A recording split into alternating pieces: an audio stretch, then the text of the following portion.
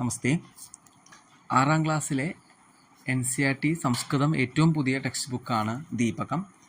ആ ദീപകത്തിലെ ഒന്നാമത്തെ പാഠമാണ് വയം സംസ്കൃതമാലാം പഠാമഹ. അതിലെ പാഠാഭ്യാസമാണ് ഈ വീഡിയോയിലൂടെ ചെയ്യാനായിട്ട് ഉദ്ദേശിച്ചിരിക്കുന്നത്. ഇതിനു മുമ്പ് 2 വീഡിയോസ് ചെയ്തിട്ടുണ്ട്. ഇത് അവസാനത്തെ ഒരു ഭാഗമാണ് ഈ വീഡിയോയിൽ നമ്മൾ പഠിക്കാനായിട്ട് പോകുന്നത്. അപ്പോൾ നമുക്ക് വീഡിയോയിലേക്ക് കിടക്കാം. പാർട്ട് 3 ആണ് വീഡിയോ. വയം അഭ്യാസം കുർമഹ. എക്സസൈസാണ് ഈ ഒരു വീഡിയോയിലൂടെ നമ്മൾ ഡിസ്കസ് ചെയ്യാനായിട്ട് പോകുന്നത്. കസ്യ ചിത്രം വദന്തു ലിഖന്തു. കുറച്ച് ചിത്രങ്ങൾ കൊടുത്തിട്ടുണ്ട്. അത് ആരുടെ ചിത്രമാണ് പറയാനും എഴുതാനുമാണ് പറഞ്ഞിരിക്കുന്നത്. ഇതാരാണ്? ഗണപതി അല്ലേ? അപ്പോൾ സംസ്കൃതത്തിൽ ഗണേശ എന്നാണ് പറയുക. സെക്കൻഡ് പിക്ചർ മൂക്ക്, നാസിക. സംസ്കൃതത്തിൽ നാസികയാണ് മൂക്ക്. അടുത്തത് പീജിയൻ കപോതഹ. ഇത് ഇന്ത്യയുടെ മാപ്പാണ്. ഭാരതവർഷ. ശ്രീരാമ. അടുത്തത് ഡമരു ആണ്. സംസ്കൃതത്തിൽ ഢക്ക എന്ന് പറയും. അടുത്ത പിക്ചർ ഹരിണഹ, മാൻ, ഹരിണഹ. സ്പൂൺ ചമസഹ. ഹോമകുണ്ഡം അല്ലെങ്കിൽ ഹോമം, യജ്ഞഹ എന്നാണ് പറയുക. കാലിനെ സംസ്കൃതത്തിൽ പാദം, നമ്മൾ മലയാളത്തിലും പാദം എന്നാണ് പറയുക. കാല്, പാദം. അടുത്തത് ചിത്രം പശ്യന്തു. ചിത്രം നോക്കൂ. പട്ടികാതഃ സമുചിതാൻ വർണ്ണസമൂഹാൻ ചിത്വാ റിക്തസ്ഥാനാനി പൂരയന്തു. ഇവിടെ കുറച്ച് അക്ഷരങ്ങൾ കൊടുത്തിട്ടുണ്ട്. അത് കംപ്ലീറ്റ് ആയിട്ട് കറക്റ്റായിട്ട് ഫില്ല് ചെയ്യുക എന്നുള്ളതാണ് ഇവിടെ ഉള്ളത്. അപ്പോൾ ആദ്യത്തെ പിക്ചർ എന്താ നോക്കാം. താമരയാണ്. താമരേനെ എന്താ പറയുക? ഒരുപാട് വാക്കുകളുണ്ട്. കമലം എന്നൊക്കെ വാക്കുണ്ട്. ഇവിടെ എന്താണ്? പങ്കജം. ഇവിടെ പാ ഉണ്ട്, ജം എന്നുണ്ട്. ങാ കാ നമുക്ക് എവിടെ നിന്ന് എടുത്ത് എഴുതണം? ഇവിടെ പട്ടികയിൽ കൊടുത്തിട്ടുണ്ട്, അതിൽ നിന്ന് എടുത്ത് എഴുതണം. ങായും കായും. പങ്കജം. അടുത്ത പിക്ചർ ചന്ദ്രനാണ്. സംസ്കൃതത്തിൽ എന്താ പറയുക നോക്കാം. ചന്ദ്രഹ തന്നെയാണ്. ദ്ര എന്നാണ് നമുക്ക് എടുത്ത് എഴുതേണ്ടത്. ച എന്നുള്ള അക്ഷരം കൊടുത്തിട്ടുണ്ട്. ദ്ര. ദ്ര നമുക്കിവിടെ പട്ടികയിലുണ്ട്. ദ്ര എടുത്ത് എഴുതാം. അടുത്തത് ആനയുടെ തുമ്പിക്കൈ. തുമ്പിക്കൈയാണ് ഇവിടെ കൊടുത്തേക്കണം. ആനയുടെ തുമ്പിക്കൈയാണ്. സംസ്കൃതത്തിൽ എന്ത് പറയും? ശുണ്ടഹ എന്നാണ് പറയുക. ഷു ഓൾറെഡി ഉണ്ട്. ഡഹ എന്നുള്ളത് നമുക്ക് ഈ പട്ടികയിൽ നിന്ന് എടുത്ത് എഴുതണം. അടുത്ത പിക്ചർ വൃക്ഷഹ എന്നാണ്. വൃ ഓൾറെഡി തന്നിട്ടുണ്ട്. ക്ഷ എന്നുള്ളത് നമ്മൾ ഈ പട്ടികയിൽ നിന്ന് എടുത്ത് എഴുതണം. അടുത്തത് പല്ലുകളാണ്. സംസ്കൃതം എന്താ പറയുക? ദന്തഹ എന്നാണ്. ദ എന്നുള്ള ഓൾറെഡി തന്നിട്ടുണ്ട്. ത എന്നുള്ളത് നമുക്ക് ഇവിടുന്ന് എടുത്ത് എഴുതണം. അപ്പോൾ അടുത്ത ഇതിലേക്ക് കിടക്കാം. വയം അഭ്യാസം കുർമഹ. അഭ്യാസത്തിൻ്റെ ഭാഗം തന്നെയാണ്. ഇവിടെ കൊക്കാണ്. കൊക്ക്, പക്ഷിയുടെ കൊക്ക്. ചഞ്ചുഹു എന്നാണ് സംസ്കൃതത്തിൽ പറയുക. ചഞ്ചു. ച ഓൾറെഡി തന്നിട്ടുണ്ട്. ചു എന്നുള്ളത് നമുക്ക് ഇതിൽ നിന്ന് എടുത്ത് എഴുതണം. അടുത്തത് ശൂലം. അപ്പോൾ അത് തൃശൂലം എന്നാണ് പറയുക സംസ്കൃതത്തിൽ. മലയാളത്തിലും നമ്മൾ തൃശൂലം തന്നെയാണ് പറയുക. ഇത് സംസ്കൃതത്തിലെ ഒരു അക്കാണ്. 8നെ പറയുന്നതാണ്. 8നെ എഴുതുന്നത് ഇങ്ങനെയാണ്, ദേവനാഗരി ലിപിയിൽ. അഷ്ട. 8നെ അഷ്ട എന്ന് പറയും. അടുത്തത് നമ്മൾ ഓൾറെഡി മുമ്പ് പറഞ്ഞതാണ് ഢക്ക. ഇതെന്താണ്? ശംഖ്. ശംഖ് സംസ്കൃതത്തിലും ശംഖ് തന്നെയാണ്. ശംഖഹ എന്ന് പറയും. ഇനി അടുത്തതിലേക്ക് കിടക്കാം. 3ാമത്തെ ക്വസ്റ്റ്യൻ. പ്രഥമവർണ്ണേന പദം വദന്തു ലിഖന്തു ച. ഇവിടെ ഒരു ടേബിൾ കൊടുത്തിട്ടുണ്ട്. അതിൽ ഫസ്റ്റ് വൺ ഉദാഹരണമായിട്ട് നമുക്ക് കാണിച്ചു തന്നിട്ടുണ്ട്.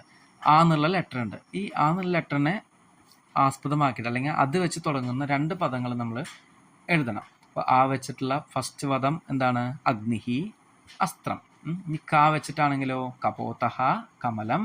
ച ചഞ്ചുഹു, ചന്ദ്രഹ. പ പങ്കജം, പർവതഹ. ര രക്ഷകഃ, രമ. അടുത്തൊരു ടേബിളും കൂടി ഉണ്ട്. ന വെച്ചിട്ടാണെങ്കിലോ നദീ, നൗക. മാ എന്നാണെങ്കിലോ മന്ത്രി, മനഃ. ഹ ഹരിഹി, ഹരഹ. ത തമ്പുരു, തക്രം. തക്രം എന്ന് വെച്ചാൽ മൂര്. വ വനം, വനമാല. അങ്ങനെ നമ്മളെ ടെക്സ്റ്റ് ബുക്കിൽ തന്നിട്ടുള്ള 3ാമത്തെ ചോദ്യം കംപ്ലീറ്റ് ആയിട്ടുണ്ട്. അടുത്ത ചോദ്യം നോക്കാം. സ്വപരിവാരസ്യ സദസ്യാനാം പൂർണ്ണനാമാനി ലിഖന്തു.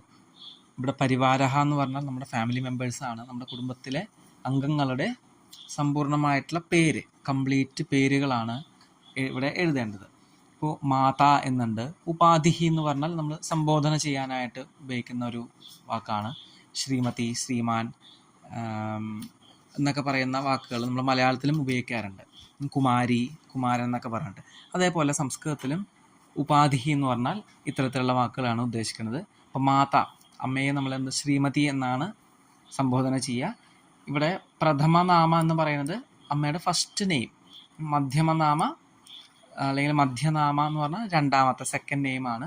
അന്ത്യനാമ അഥവാ കുലനാമ. ഇപ്പോൾ ചില ഇപ്പോൾ നോർത്ത് ഇന്ത്യൻസിലൊക്കെ ആണെങ്കിൽ അവർക്ക് ഒരു വലിയ ലെങ്തി ആയിട്ടുള്ള പേരുകളായിരിക്കും. അപ്പോൾ 3 വാക്കുകളൊക്കെ ഉണ്ടാവും. അപ്പോൾ അതുകൊണ്ടാണ് ഇങ്ങനെ 3 കോളായിട്ട് തിരിച്ചിരിക്കുന്നത്. ഇപ്പോൾ പിത, അടുത്തത് പിതയാണ്. പിതാവിനെ നമ്മൾ ശ്രീമാൻ എന്നാണ് സംബോധന ചെയ്യുക. ഇപ്പോൾ ശ്രീമതി അമ്മ, ശ്രീമാൻ അച്ഛൻ. പ്രഥമനാമ, മധ്യമനാമ, അന്ത്യനാമ അല്ലെങ്കിൽ കുലനാമ. ഇപ്പോൾ മനോഹർ കുമാർ ശർമ്മ എന്നുള്ളൊരു പേരാണെന്ന് വിചാരിക്കുക. മനോഹർ എന്ന് പറയുന്നത് പ്രഥമനാമ, കുമാർ എന്ന് പറയുന്നത് ദ്വിതീയം അല്ലെങ്കിൽ മധ്യനാമ. ഈ ശർമ്മ എന്നുള്ളത് കുലനാമയായിട്ടും പറയാം അല്ലെങ്കിൽ അന്ത്യനാമയായിട്ടും പറയാം. ലാസ്റ്റ് ഉള്ളൊരു വാക്കായിട്ടും അല്ലെങ്കിൽ ഒരു കാസ്റ്റിനെ ബേസ് ചെയ്തിട്ടുള്ളൊരു വേർഡായിട്ടും നമുക്ക് യൂസ് ചെയ്യാം. അതാത് പേരനുസരിച്ചിരിക്കും. അപ്പോൾ 3 പേരില്ലെങ്കിൽ ആ രണ്ടാമത്തേത് നമുക്ക് വേണമെങ്കിൽ സ്കിപ്പ് ചെയ്തിട്ട് മൂന്നാമത്തേലാക്കി ആഡ് ചെയ്യാം. ഇപ്പോൾ 2 വാക്കുകളേ ഉള്ളൂ എങ്കിൽ അങ്ങനെ നമുക്ക് ആഡ് ചെയ്യാം. ഭഗിനി, അത് അനീതി.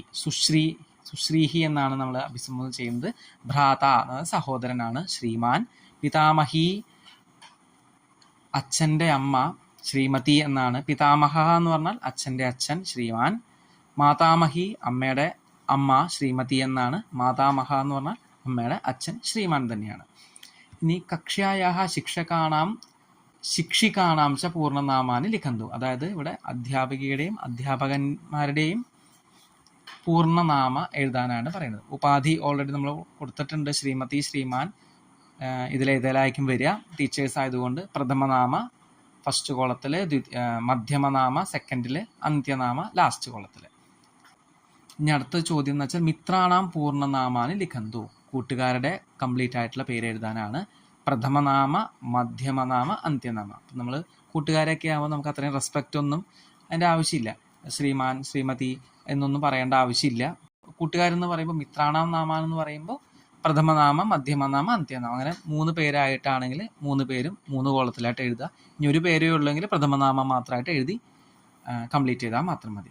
അപ്പോൾ ഈ ഒരു ചോദ്യത്തോടു കൂടി നമ്മുടെ ഈ ഒരു 1ാമത്തെ പാഠം കംപ്ലീറ്റ് ആയിരിക്കുകയാണ്. ഈ യോഗ്യതാ വിസ്താരഹ എന്നുള്ളത് നമുക്ക് അങ്ങനെ പഠിക്കാനായിട്ടില്ല. പക്ഷേ നമ്മൾ ഓരോ ശബ്ദങ്ങളും സംസ്കൃതത്തിൽ എവിടെ നിന്നാണ് വരുന്നത് എന്നുള്ള കാര്യങ്ങൾ ഇവിടെ കൊടുത്തിട്ടുണ്ട്, ഡീറ്റെയിൽ ആയിട്ട് കൊടുത്തിട്ടുണ്ട്. അത് നമുക്ക് പഠിക്കാനായിട്ടില്ല, അതുകൊണ്ട് ഈ ഒരു വീഡിയോയിൽ ആഡ് ചെയ്യുന്നില്ല. ധന്യവാദः.